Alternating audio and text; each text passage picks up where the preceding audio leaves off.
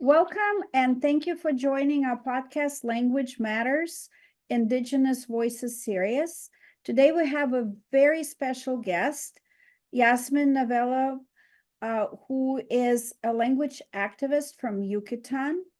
She is also a host at a radio station in Yucatán, and she is a mentor with the Endangered Languages Project. Yazmín is also has a master in social linguistics, and at one point worked as a professor at the National University of Mexico. So very distinguished person, both academically and with your achievements. So thank you for joining us. Thank you, Ludmila, and thank you all the people who is hearing and sharing this moment with us. I'm very grateful with you for the invitation. Yeah. So Yazmín, tell us a little bit more first about what languages you speak or what language you speak, and tell us about your community. Tushtik peno kimak olal ti lemasho tan uchenchikin ko bledzik bala tushan chachitik bashtin kanan ka chimholta ketel ka tsaba kupe kuchil titul lakle kano yan ti yokolkab. That was Yucatec Mayan, and what I said was that I'm very happy to be here, and because I think we were speaking about why languages matter, and why it is important to make a space for all the minorized communities in the world. Sometimes we think that it could be easier if we speak just one language, but they said that a language is a window through a universe, a whole other universe. So I think to take care of languages and to work to have a space for as many languages as we can is the opportunity also to know the much universes we can. So, how many speakers are there for Mayan languages? How many speakers are there of Yucatec Mayan also? You know, the census are always changing, and we can say that currently we have almost half of a million speakers, and yeah, that half million have very own characteristics, like who are the most of the speakers in this half of million. Are they child? Are they old persons? So it's a large group that speaks the Yucatec Mayan. And what's the correct way of calling this language, Yucatec Mayan? The ethnonym is Mayatan. Mayatan. It's there are so many Mayan languages as Tzotzil, Tzeltal, Quechua, Cachiquel in the Guatemala. Mayan people, it's a large continuity between Mexico, Guatemala, El Salvador, Nicaragua, and Belize. So there are almost 28 languages, Mayan languages, and Yucatec Mayan, which is the language I speak, is one of them. So it's a very large group of people and very large community, and a language that's very much alive, and very much used in everyday life. So we're not talking about trying to reconstruct a language that has lost its speakers. That's a language that being used in an everyday life, right, by a large community, correct? Yes. There is something that comes to the mind of the persons who thinks about Mayan culture or Mayan people, and that's all the things that media and tourism take, like all those stereotypes of ancient Mayans, the Mayans who build all these big buildings, all these historical places like Chichen Itza or Xmal or Tulum also. Tulum is a very well-known place, but I think we should know that Mayan people, as you said, it's a group of persons that we are alive today. We don't dress like the ancient Mayans. We dress like regular and common people. And also, we go to work and we have families and we live between the ancestrality of our history and also the modern days. So, right, it's not wonderful because many people think, oh, Mayan culture, it's an ancient culture in a textbook, but it's a very, very large community that is very well alive today. And so, what made you choose to become an activist? What were the challenges that you were seeing that made you wake up one day and say, I want to change them? Can you tell our listeners? Yeah, thank you for asking that, Ludmila, because it's something that um, maybe can make us think about the necessity to show the diverse realities of minorized communities. When I came to the age to study university, I left my hometown and went to the big city, the capital of Yucatan, to go to the university. And then I saw that I was a little bit different from my colleagues, from the people in the university. And it was not only my appearance, but also how I speak or what I think or what I like to eat.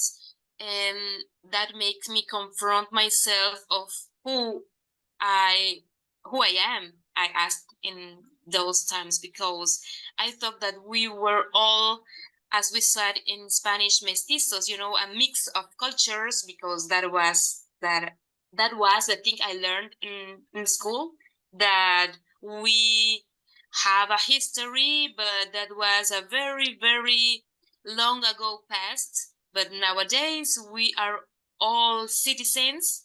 But in those days when I went to university, I saw that was not true, and there were some part of my history that I didn't learn. So I began to learn about my language, about my history, about many things that I didn't learn in school. And that fight or that awareness make me think that there are so many kids, so many people that doesn't know about who we are, and that's something that causes so many social problems, because we are trying to be, um, you know, the media, the TV, the movies show us a type of person, and all those narrative, it's like a message that we need to be a same person. Everyone needs to be some kind of person. And if you are not that person, you're always fighting with yourself. And that's the dangerous about having just a narrative for all the persons in the world. So, is education available in Mayan and college, or is only available in Spanish? And what grade, what level is, or is there any education that's available in Yucatec Mayan? Yeah. Um, I think I'm gonna answer this question. Taking a little bit of, when you asked me about how many people speak Mayan Yucatec Mayan, and I said a 500,000 approximately, and that's true. But the biggest sector of speakers are old people.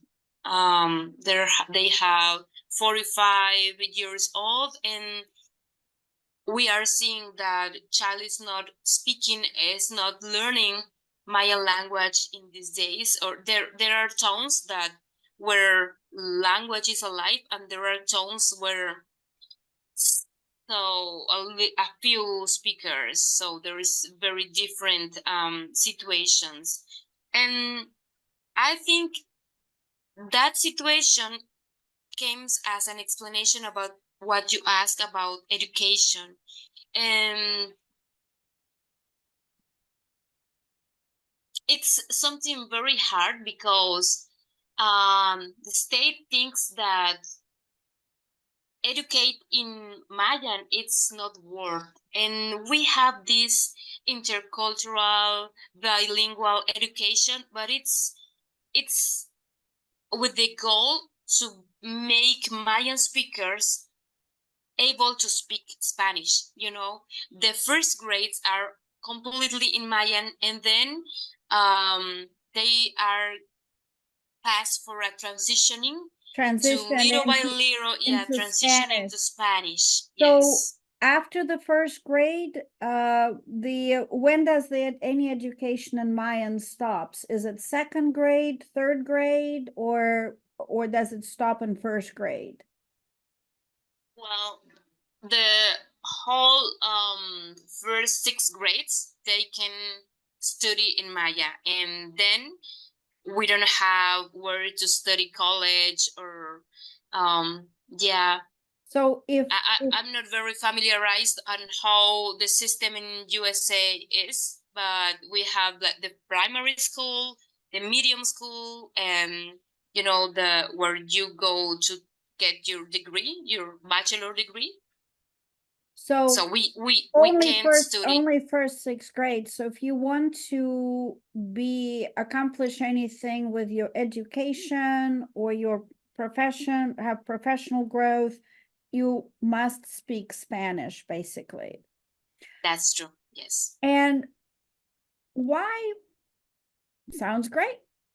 Why is this important? Why is this such a big issue? Why is that a big issue to you? Why is this a big issue to the Mayan people to say, I want to speak my language? You know, why don't we just all speak Spanish or Chinese or English, right? So that's a question that somebody not familiar with the topic may ask. So why does language matter to you? Yeah, I think when we talk about languages, we think that they are just a code to communicate and to speak with other people. But as I said at the beginning, languages are like a big universe where you can find knowledge, where you can find culture, you can find medicine, you can find arts also. And if we lost a language, we lost all those things. But also, if we lose languages, we lose the people who speak that language, because language doesn't exist like a thing. There is no the language in the air and you can touch the language. Language doesn't exist if speakers doesn't exist. So if we say that a language can die, what we are saying ultimately, we are saying that speakers doesn't have the opportunity to speak and to live as Mayans, let's say. And that's I don't think that needs an explanation. That's something related with injustice conditions to live, because why there are people who have the opportunity to speak their languages and other people that needs to abandon their languages and to learn another one in order to develop their lives. So I think it's something related with justice. It's something related with communities that doesn't have the power to decide if they want to speak or doesn't want to speak. We don't have that opportunity to decide, to choose.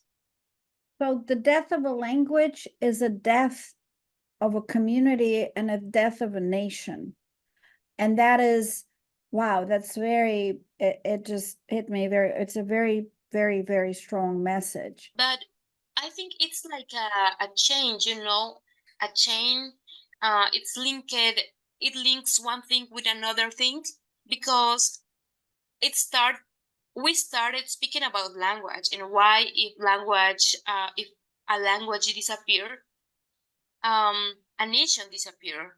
But with a nation, what it takes, what also will disappear with that group of people, with that nation. Also will disappear a way to organize life. Also will disappear how those people are get used to eat foods, knowledge, and we all, if all those culture disappear, it means that we will need to take another culture to live. So what I'm trying to say that we all are going to have a single way to think, a single cosmovision, like, you know, I don't want to say a single, but like just one way of life is coming to all the nations, to all the cultural groups in the world. It's just one type of vision. It's one type to see poverty or richness, or to understand the world. And that's so sad, and that causes so many social problems, because not everybody can live like this dominant way of think. It's dictating to us, you know. So it's the strength is in the diversity of views. That's where we find our strength. And yeah, that's why, you know, making the world all one color and losing the diversity of color in the world will make it a very sad world. If everything is yellow or brown or green and there's no other color. So the same, it's very, very powerful message that you're bringing. So Jasmine, Yeah, what, but go ahead. yeah, I want to add to that. It's not only the sadness. Yeah, it is too sad, because you, as you said, we lose dances and food and costumes and how people dress and all those beautiful things about diversity. But also, many social problems comes when we try to be just one dominant culture, because we can't, you know. With this narrative, if we are speaking about a unique narrative coming to all these peoples, this narrative dictates what is beauty, what is healthy, what is knowledge, what is you know. And if you don't fit on that beauty, on that knowledge, type of knowledge, you can feel that you are not a person, or something wrong is with you. And that brings so many sickness, depression, alcoholism, suicide, so many things, because you can't choose to be the person that this narrative tell that you need to be. For example, if I don't embrace my color, my beauty, I will not be able to be, you know, like blonde, or I have an own beauty. But if my people doesn't exist more, I just have one standard to compare me, and that standard is telling me that I am wrong. And that happens with every part of my life. Food. If I don't eat certain food, it means that I'm wrong. If I don't sing certain type of song, I'm wrong also. I want to tell just a little short situation that happens to me in Bolivia when I went to study my master's degree there. They have this way to sing songs very different for all the things that I have heard before I went.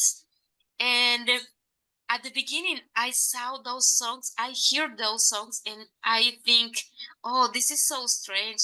I don't know if I like it. And at the beginning, I was like, I don't like it so much.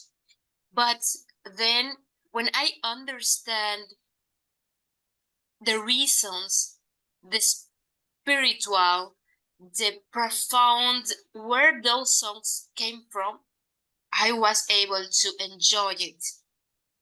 But if we have just one way to hear music, if we just have just pop music or rock music, we can easily label it the other ways to song like ugly, like we can't valorate other ways to song to be. Oh, that's very beautiful. Your message is very strong and beautiful. So what tell us a little bit more about your work with the Endangered Languages Project. What is that project and what is it about and what are you doing there? Oh, thank you for asking that. It's something that I like so much to speak because it's like the other side.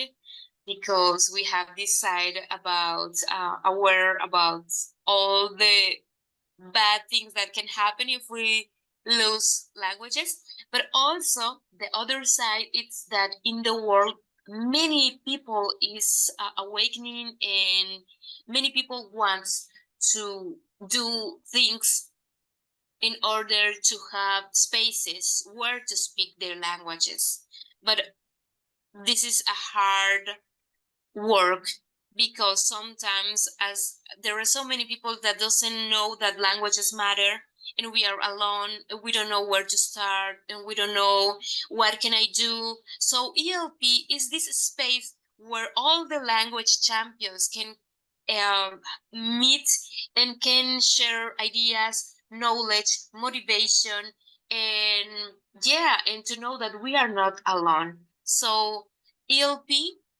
offer spaces where to think about our languages, offer also coffee chats and webinars, digital spaces, sometimes physical and presential meetings. We have participated in a few meetings in the world, in the Yucatán, in the Basque Country, and we are sharing that we are not alone and we can thrive if we are working together. Well, thank you. Thank you so much for sharing that. That's a very, very important project and very important space.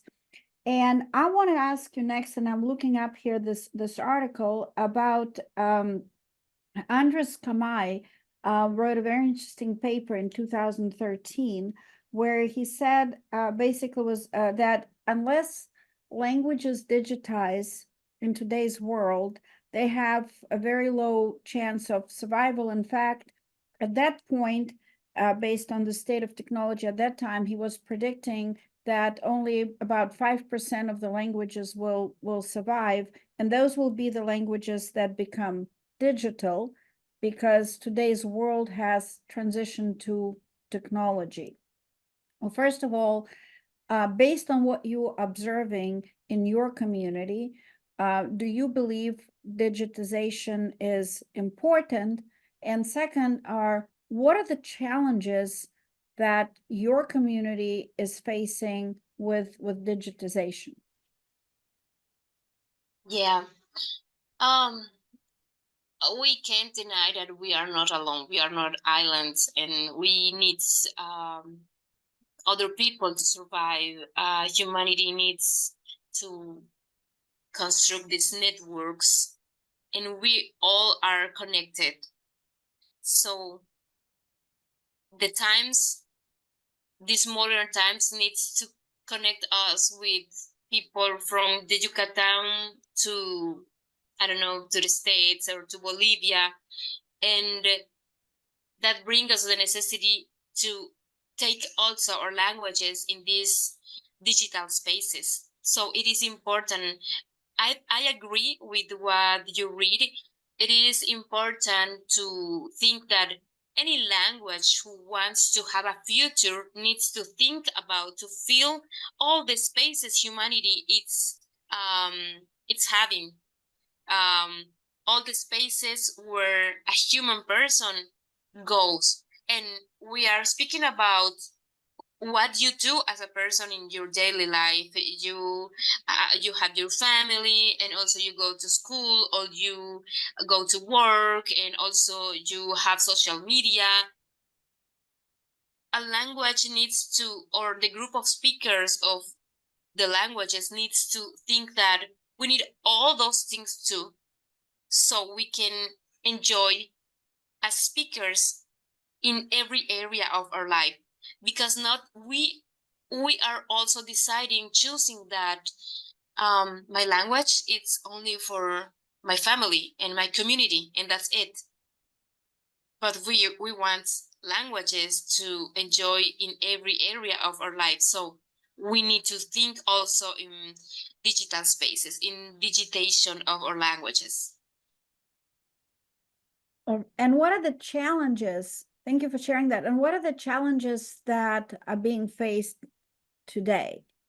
Is it lack of education? How many professionals are there like yourself with, master's degrees, and, how many, and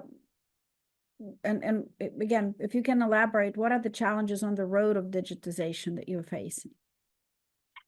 Oh my God, this is so we need I think more chapters to cover all the factors that we need to speak about when we speak about challenges. Because yeah, in one side, in one hand, we can speak about all the marginalization.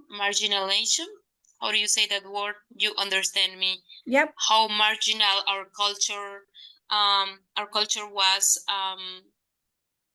because yeah, it's not casualty that so many indigenous communities have some education problems, formal education, because we don't want to say that we don't have education. It depends on how you consider education. For example, in the Yucatán, we have so much knowledge in the farms, and when we make our the spaces to grow the corn, so you learn things on that space. But if we are speaking about formal education in a school, yeah, there is so many challenges.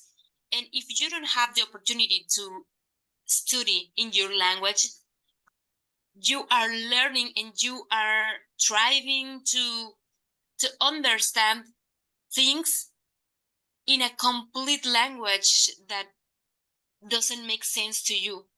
And so many communities, kids are categorized as fools, as they don't understand, as not smart, because they are learning in another language. That's something, I don't know, it doesn't make sense. There are so many intelligence, there are so many smart kids, but if you are trying to connect with other universe, you need to go, it's a challenge. So it's not casualty that so many kids doesn't keep studying, because school is not for them, school is not for us, because they say that we are not smart, because they are trying to exam to test us, to put on exams of us in a different culture, in a different language. So I think that's the first challenge: education, a pertinent and cultural education for us as we talk, as we speak. And also the history. The history is something very sometimes we don't speak about transgenerational trauma, but it's something that exists in our communities. It's something that we are having in our backs too, and it causes so many issues, like self-esteem issues, and you don't know that you are able to do things. so many personal issues that is coming from a collective history, and you think it's something just for you, just you are happening, but it's not. And in other hands also, I think those are the factors related with our history and our life, our daily life. But also there are structural things like, who is making technology in these days, and are they thinking on indigenous people? Are they thinking on us? Are they making spaces for us?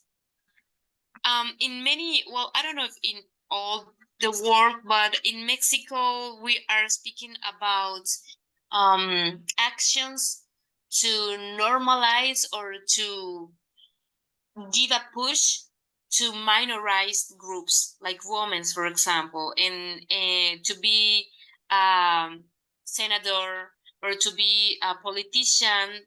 We are hearing that today we need to make space for women, and we need to make space for other minorized sectors of the population. I think something similar needs to happen with technology.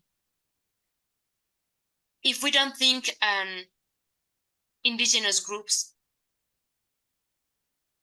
we are not giving this push to show all the potential and the capacities that indigenous people have or can have in technology. So you brought up a lot of very important points. Well, first of all, it is humanly impossible to learn a new subject and a new language at the same time. And I believe UNESCO had a study that showed that about 40% of the world doesn't have access to education in the language that they understand. And that results in kids feeding into extreme poverty instead of, because a big difference between extreme poverty and poverty. And then, so it's not that the kids, and that results in stigma and criticism and labeling somebody as stupid. But yet, if an English speaker were to go to learn algebra in Chinese, they probably would not be the brightest student in that class because, especially if they were seeing algebraic equation for the first time. So that's one challenge, and that feeds into the mental health issue. And people have heard me talk about vicarious trauma that affects interpreters and working with survivors of trauma. Generational trauma is a very, very important issue, and it's an issue that affects mental health. And while our main focus here is language, but language matters even in terms of mental health of a nation, mental health of a community, and we are living through a mental health crisis.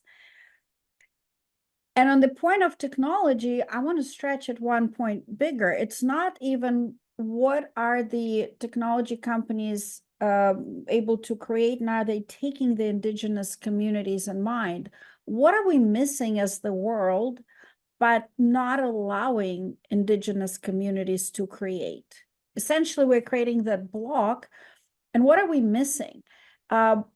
We put unlocking the wisdom of silent nations is actually the mission of the project we're working on, that we started Mayan language digitization project recently last year.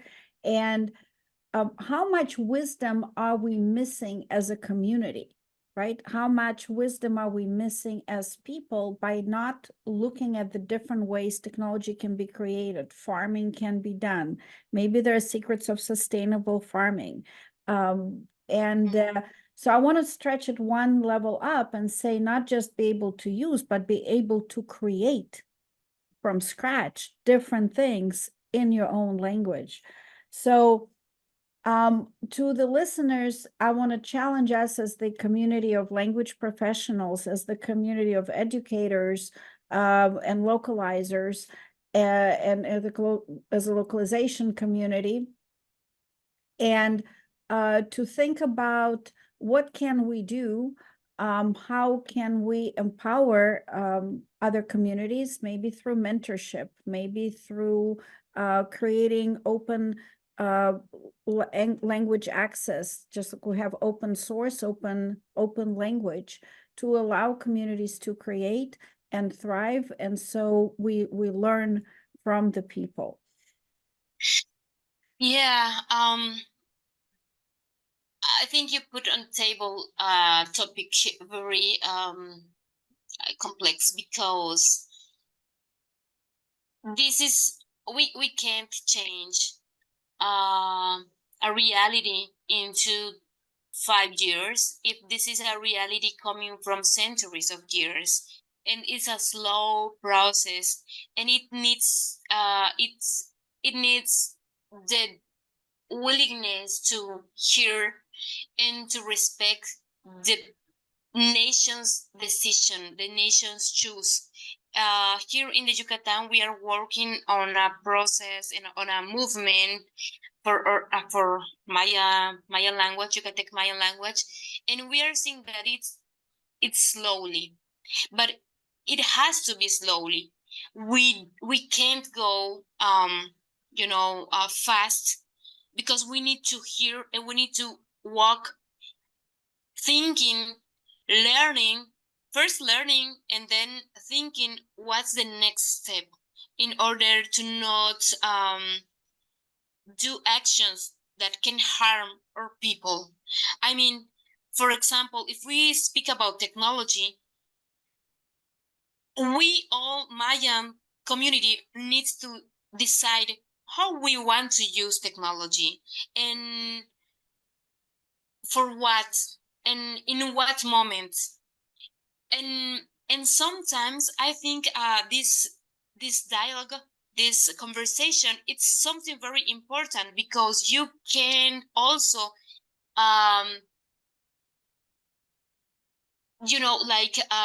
send this question to other actors, and all together we can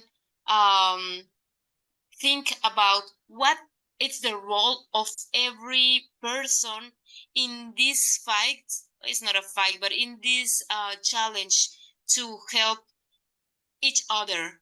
Because you said before about how we can empower communities, that I mean, the power is in us, the power is in the community. Yes. We don't need to anyone to give us power, because we have the power. But any person, every community, every organization in the world needs to be aware of what it's the role in all this system, in this global system, where we are working for a more justice, for have justice in this world. I don't know So if that makes sense. yes, it does. It makes a lot of sense. And it's empowering every community to basically have a generation of their own leaders in technology, so that the communities themselves, the nations, indigenous nations themselves, decide and innovate and create based on their own culture, as opposed to the culture that's imposed on those communities. So it's coming from within, and the beauty and the richness that actually the rest of the world can learn from the different viewpoint, the different approach to the world, to medicine, to education, to what is rich and what is poor. Because many communities look at richness, how many cars you have or how much money you have in the bank, but is that true richness and true wealth, or is the true wealth of how many friends you have and how many people have you impacted in your life, right? What is it's a different concept. We can have a whole different discussion on that. But I want to thank you for your participation. I want to thank you for teaching us. And if you were to leave us with kind of like one most important message that you want for us to remember about Yucatec Mayan culture, about your culture, what is it that you would want for the rest of the world to know? First, thank you, Ludmila, for the invitation. And I think I want just to say to all the people who is hearing this podcast that we have a role in this searching of justice and this being able to live with each other with in a world where there are so many worlds, and we are capable, we can construct that world, and we need to speak a lot of how to do that, how to construct that world. I think in indigenous communities we are doing our part, and I think we can ask ourselves, what's my role in this construction? Is it to give, or is it not to give? Is it to be, or is it not to be? And to let people to decide, to choose how they want to be strongest and to have autonomy. Thank you. And thank you for joining us today. Thank you, Ludmila.